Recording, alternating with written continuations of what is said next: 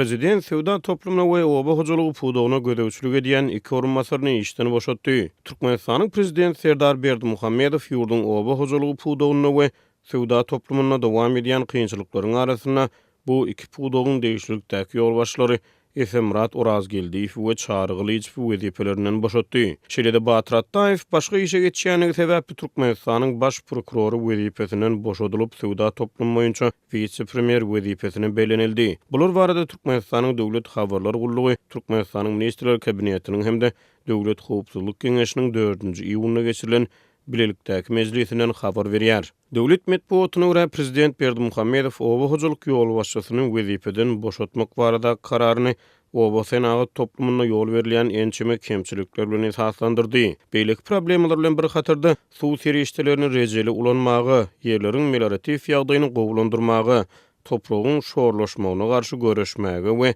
dekeş akawlaryny arassalamagy ýeterlik derejede üns berilmedi diýip döwlet medeniýeti prezidentiň sözlerini sitirledi. Şeýle prezident Berdimuhammedow ýurdun oba hojalygyny we ýylatly ýerlerini suw bilen üpçün etmegi gowlandyrmak meselesiniň yaramaz çözülýändigini aýtdy. Bu kemçilikleriň ählisi Daşuly welaýatyna ýagdaýda anyk ýüze çykdy diýip TDH ýazýar. Berdimuhammedow Demirgazyk sebitde gowy çekmek boýunça meýilnamanyň bellenen möhletde ýerine ýetirilmändigini hem belledi. Bu problemler bilen baglykda Daşuly welaýatynyň häkimi Nazarmuradowa bir käýinç berildi. Boldumsaz etrawynyň häkimi Begmurat Arazow wezipesinden boşadyldy.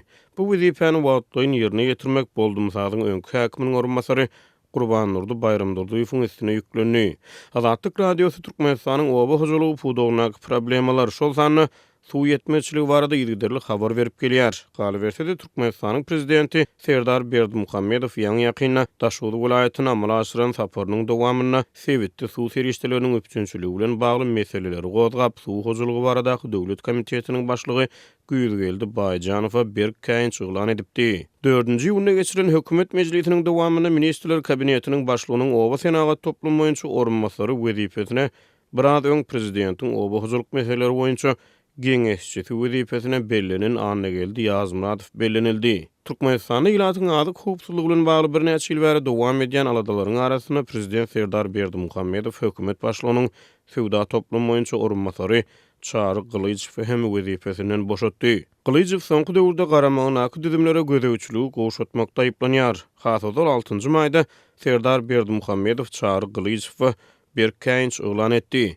Şonun bir gün ol 5-nji maýda Türkmenistanyň döwlet telewizionyasy sewda pudugynaky düzgün bozmalarda aýplanýan elleri gandyrly 14 azyk resmisini aglap top edýän görnüşde görkezdi. Hökümet mejlisine Serdar Berdimuhammedow oba hojalyk pudugynyň önümleriniň öndürilişiniň haýal alınıp barylýanyny we sewda toplumuna häzirki zaman öpçünçilik düzümlerini emele getirmek boýunça işleriň yaramaz ýoly goýulýanyny aýtdy. Şonuň netijesinde sewda ulgamyna köp sanly düzgün bozmalara ýol berilýär diýip TDH hökümet mejlisine salgylanyar. Şol bir wagtda döwlet başdan daşary ýurtlardan getirilýän önümleriň oruny tutýan harytlary öndürmek boýunça işleriň hem yaramaz alınıp barylýanyny ünsüz çekdi. Bu ugurda entek uly mümkinçilikleri bar diýip TDH prezidentiň sözlerine salgylanyar. Hökümet başlygynyň sewda toplum boýunça orunmasary wezipesine Türkmenistanyň baş prokurory Batyr Attaýew bellenildi.